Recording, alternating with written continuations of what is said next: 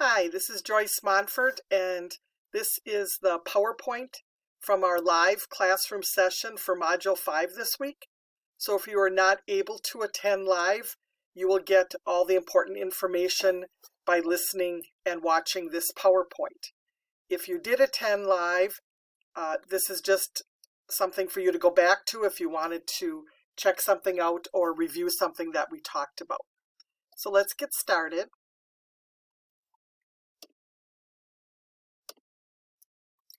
So our agenda is to do welcome and introductions, a checking in, kind of reflecting on how the course went, talk about our Module 5 assignments, especially the reflection journal. Then I want to quick review the Module 6 exploration assignment directions. Then we will have a little discussion on the reflection and critical thinking questions at the end of our e-textbook chapter. Then talking about the supplemental readings or videos that anyone had a chance to look at this week, and then we will talk about NAEYC's 6 principles of effective family engagement. And then there's always time for questions and answers. So before we start, this is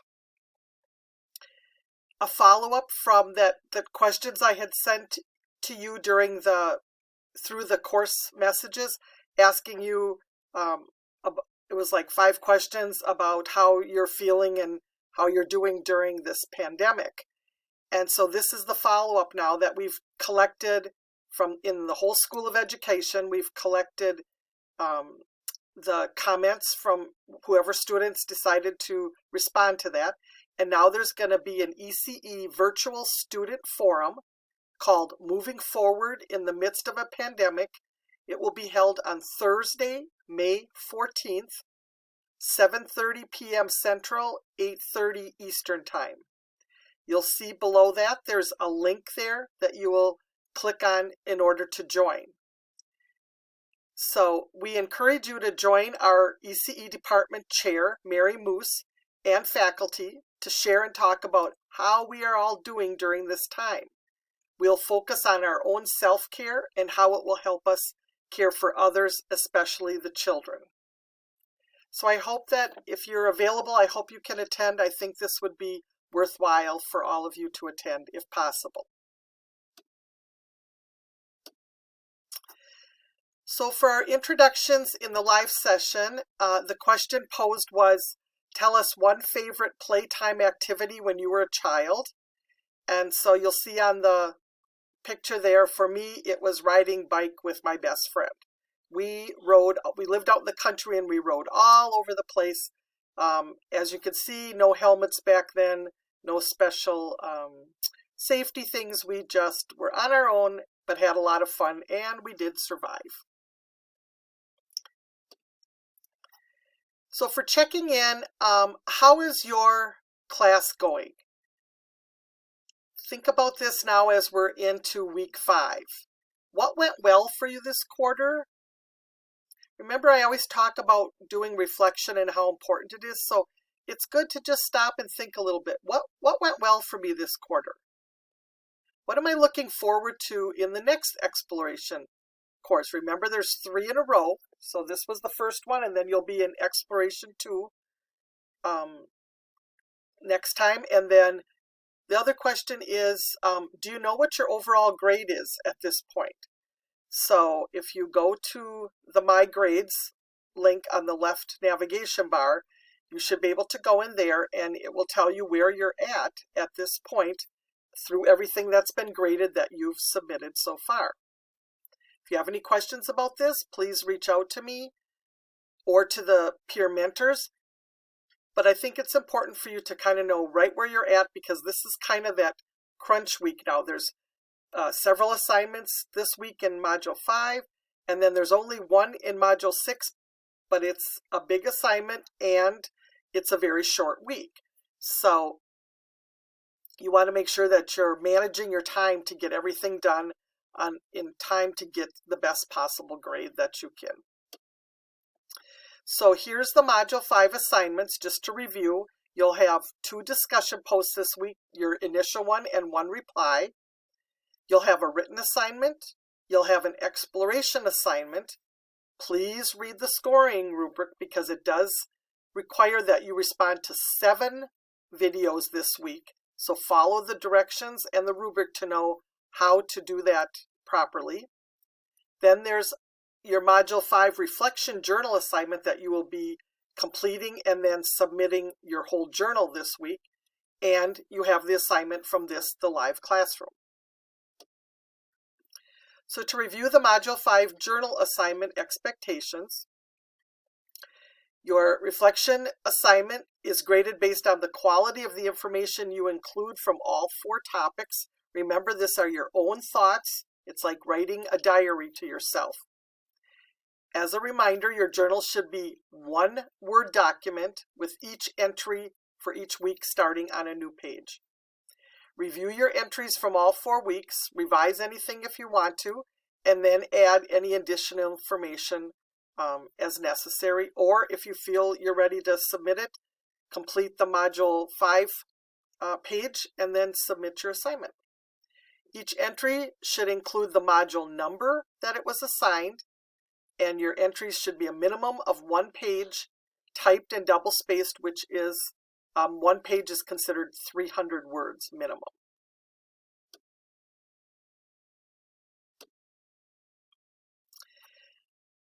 So your Module 6 assignment, going ahead, remember that this is a shorter week, so plan ahead. You have 1 assignment. It's called the Module 6 Exploration Assignment. Your key area of practice for next week will be culturally appropriate practices and goal setting. Follow your scoring rubric carefully and review your assigned videos. Then you will download the template and you will fully answer each question, starting with question 1, and here's the kicker here, in full paragraphs. And a paragraph is defined as a minimum of 5 sentences. So after you name 2 videos that you're going to respond to, then remember that there are 3 questions under question number 2 for each of the 2 videos. So you're going to respond to each video 3 questions, then you go to the second video, 3 questions. And you'll have a total of 6 separate paragraphs then for question number 2, 3 for each video. And remember, your responses need to be a full paragraph. For question number 3, there are 3 separate points to address in a total of 2 full paragraphs based on content topics only from the Exploration 1 course. So you'll see when you get to question number 3, it's going to ask you to set goals for yourself. And the goals are not personal goals. So it's not, I want to get my assignments done on time next term, or I want to read everything more carefully so that I can, get a better grade. Those are good goals to have, but those are personal goals. What I'm looking for in this assignment is professional goals. So based on the different content topics that we had this term in this course, set a goal for yourself of something, how you want to improve your professionalism or whatever in one of those content areas in the next course. Again, remember that week 6 is a shorter week, so check the course calendar or course announcements for the exact date. But it is Tuesday, May 12th, and then your term 2 courses start right away the next day on Wednesday the 13th. So you do have to have everything in by the 12th. The course closes that night, and I can't accept anything after that date of the 12th. So let's move on here. In our live session, I would have been asking students to respond to this question about important qualities that are needed to be good collaborators and communicators. So I'm going to go through quickly a few slides about these different qualities. while I'm doing that, think about for yourself which of these qualities do you feel would be easiest for you to demonstrate and which ones might be more difficult. And then think to yourself why. Like, why are these easy? Why does this quality come easy to me, and why is it another one maybe more difficult?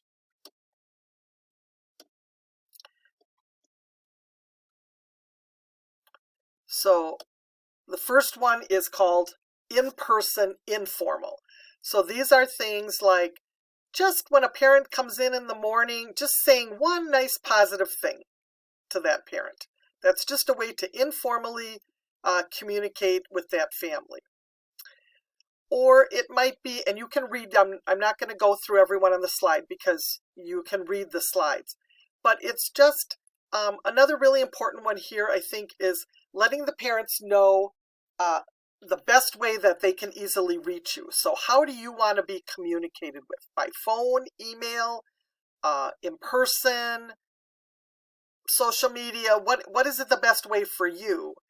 And then make sure that you also ask them what's the best way they want to be communicated to.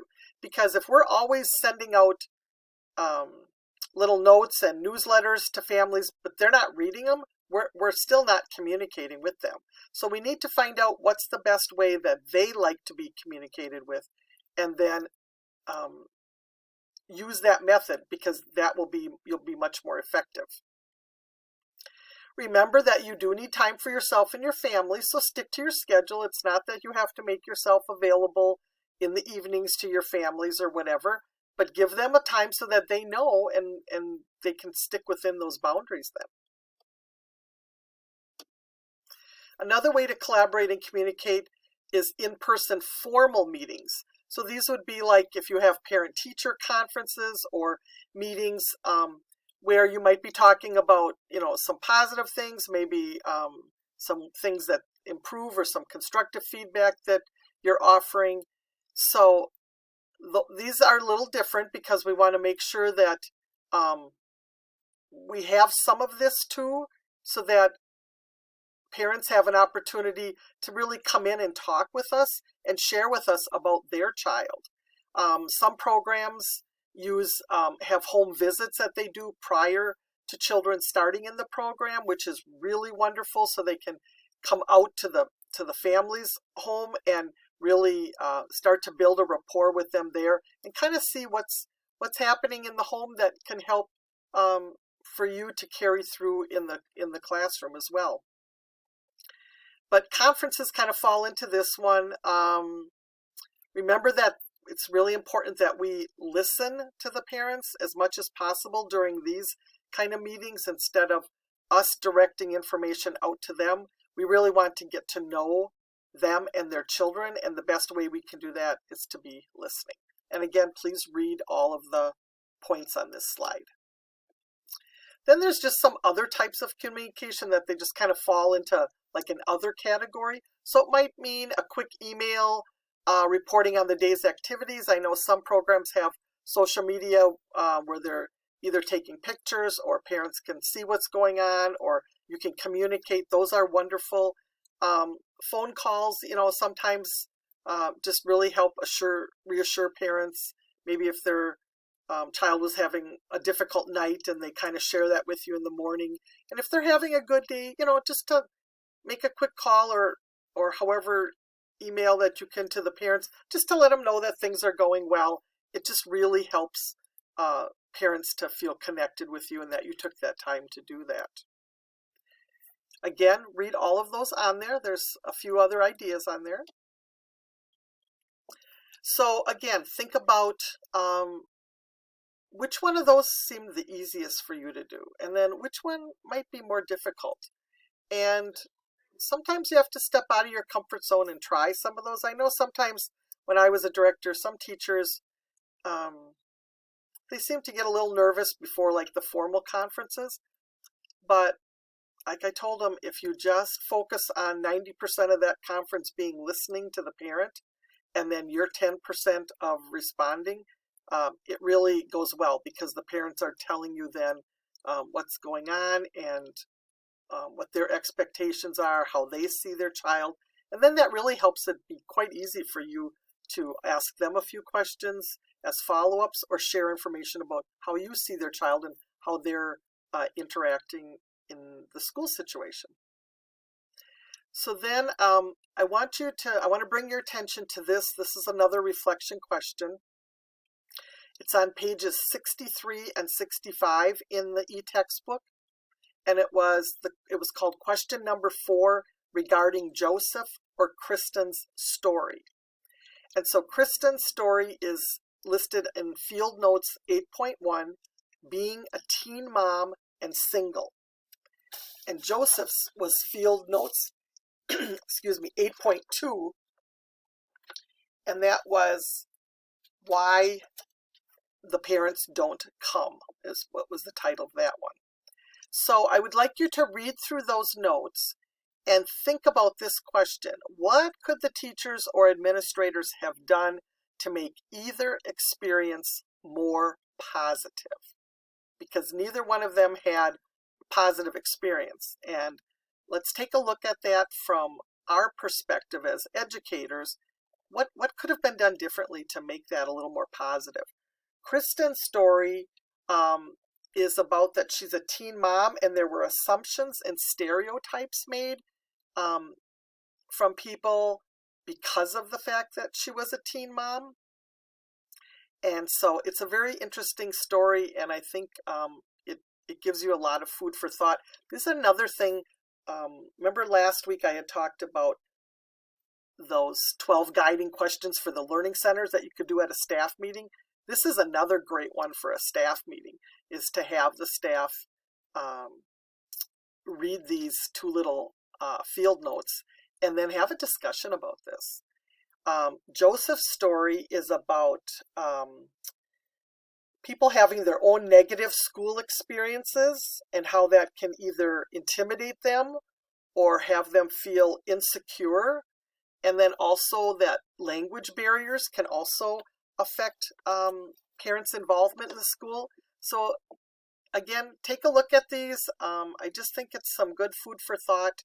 And if anybody has anything that they want to discuss with me or whatever, give me a call or email me and let me know what you thought about this. So now we're going to go into discussing the 6 principles. And this was a specific lecture under our lesson content folder. There also are some good supplemental readings and videos that I encourage you to take a look at. These are all welcome to share with, if you're in programs and you think this is something good to share, you're welcome to do that as well.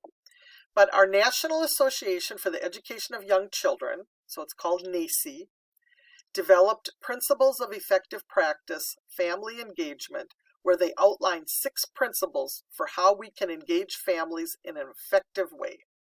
So I'm going to briefly go through these 6 principles, give you an example.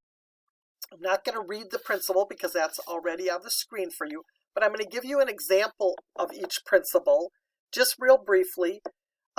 And then again, if you're already in a program, think about all these 6 principles, and is the program that you're in, are they actually engaging in all 6 of these? Or maybe they're engaging in 3 of them or only 1 of them. So if any of these sound good to you, this is something, again, that you could approach. If you're a teacher or an aide, you could approach your director about, maybe starting to include 1 more of these principles. Or if you are a supervisor or director and have some ability to add these in, think about that too, and how that may help engage your families a little bit more effectively. Okay, so for principle number 1, this is really talking about that the teachers and the families should jointly set goals for both home and school. We don't want to think about home and school as being separate. We want to try to connect home and school for children as much as possible. Principle 2 talks about that the conversations we have should focus on the child's educational experience as well as the whole program. We need to use multiple forms when communicating with parents because, like I said before, not all parents want to read something from you. Not all parents want to get a phone call from you. And some parents don't have time when they're dropping off or picking up to talk with you in person. So we need to use multiple forms, which works best for each family. Always, we should be using the language preference for each family. So we need to know what that language preference is. So therefore, we need to be asking that question. Principle 3 talks about that teachers should seek information about children's lives, families, and communities, and then integrate this information into the curriculum and teaching practices. This is a way, again, to connect home and school and to have it be meaningful for young children. So I'll give you an example. In Green Bay, in the summertime, we have farmers markets on Wednesdays and Saturdays, and they're huge. So lots of the families attend these all the time with their children. This is something very common to young children in our area. So the teachers in our program then, the one that I had, would set up their dramatic play to be farmers markets during the summer because this was something that the children were very interested in, they could relate to, and then they could act out in school what they saw happening in real life when they were with their families. And the teachers sometimes could have, especially with our preschoolers, they could get this to go almost 3 or 4 weeks sometimes because they would keep adding in new props or new suggestions of how children to think of, something different about the farmer's market. But it was just something as a really easy way to connect. So think about your own examples. What's common in your area that the children are familiar with, and then somehow try to bring that experience into school as well. Principle 4 talks about encouraging and supporting families' efforts to promote learning beyond the program. So this is, think about what kind of community events are going on. I know we have like a free community calendar so our teachers would look on that each month and see what things were going on in the community that they thought, would connect with our families and our children. And then they would let the families know about this in case they didn't get to see that community calendar. Another one is, what are some places to volunteer? Encourage the families to volunteer with their children. Or it might be something like offering a family event night. So you can bring the families into the program and be doing something that's helping support and kind of take what you're doing with the children and learning and then taking it to another level of helping the families connect with that.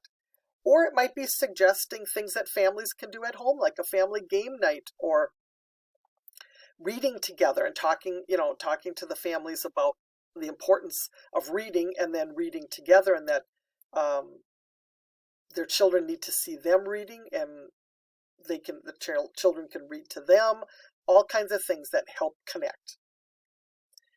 Principle 5 then is talking about inviting families to make decisions. It might be that your program has a parent advisory board, or you might put out surveys from time to time.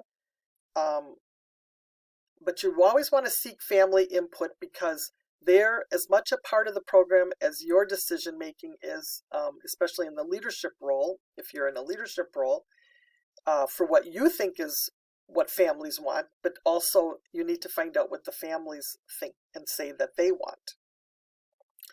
And then principle 6 are that the policies need to reflect an idea that the budget that you create needs to include things that can allow for family engagement, such as, do you put out newsletters? Do you offer family dinner nights?